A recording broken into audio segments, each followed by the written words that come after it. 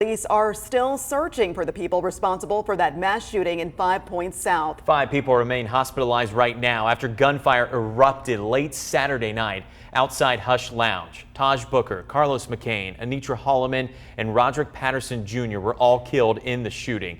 Authorities still looking for a motive, but do believe one of the people killed was the intended target. As for the 17 others who were hurt, we've learned that 12 of them have since been released from the hospital.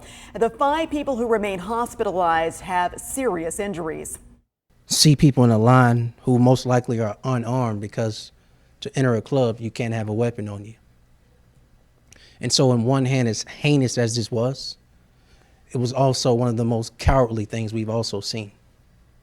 They're cowards.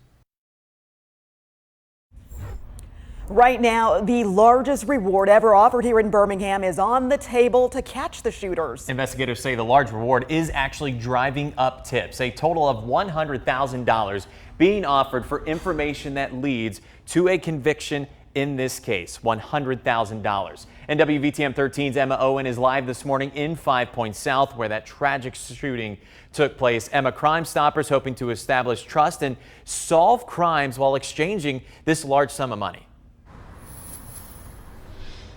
Yeah, that's exactly right. Executive Director of Crime Stoppers of Metro Alabama, Bob Kopis, he says getting these tips in and creating that level of trust is crucial for solving cases like this tragedy that happened here on Saturday. Now, we talked to Kopis after yesterday's press briefing. He tells us since the massive reward was announced, Crime Stoppers has received dozens of tips. For the last several days, Birmingham's mayor and police chief, they've been talking about how these tips could expedite this investigation, really important for them. Now, for those who fear the possibility of retaliation, Kopis says that Crime Stoppers is there to protect witnesses. I always say this: the best thing you can do if you're able is to call the police, talk directly with the investigators. That way they can ask you questions. If you don't feel like you can call the police, or you're afraid for your safety because could be retaliation, you call Crime Stoppers. You're not confidential, you are anonymous. We do not know who you are. We would never divulge a name because we don't know who the person is, and that's where the trust level is. You've got to trust us, but we will keep you anonymous. Now, I want you to take a good look here at your screen. If you have information in this case, you can scan the QR code there.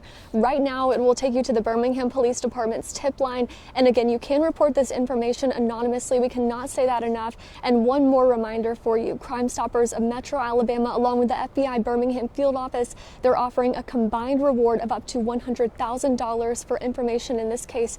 Very important to keep in mind there. Now, coming up in the next half hour, we'll hear from Birmingham Mayor Randall Woodfin. He talks more about how crucial it is the people responsible for this mass shooting are captured. Live in Birmingham, Emma Owen, WVTM 13. All right, thank you, Emma. And it's going to take some time for a sense of normalcy to return to 5 Points South. And neighborhood leaders are stepping up to make sure the community knows that they're not alone. Will Jones has been neighborhood president for 2 years. He says it was a major milestone when 5 Points South became a business improvement district. Since then, he says people have been working to revive the historic entertainment district. Jones says the shooting will be difficult to overcome, but he's optimistic they can and will continue to grow. When you heard about what happened here Saturday night, what were your thoughts? What did you think? I got extremely angry, which, and I don't feel that is an inappropriate response. I think that is a response shared by many, if not the overwhelming majority of people here.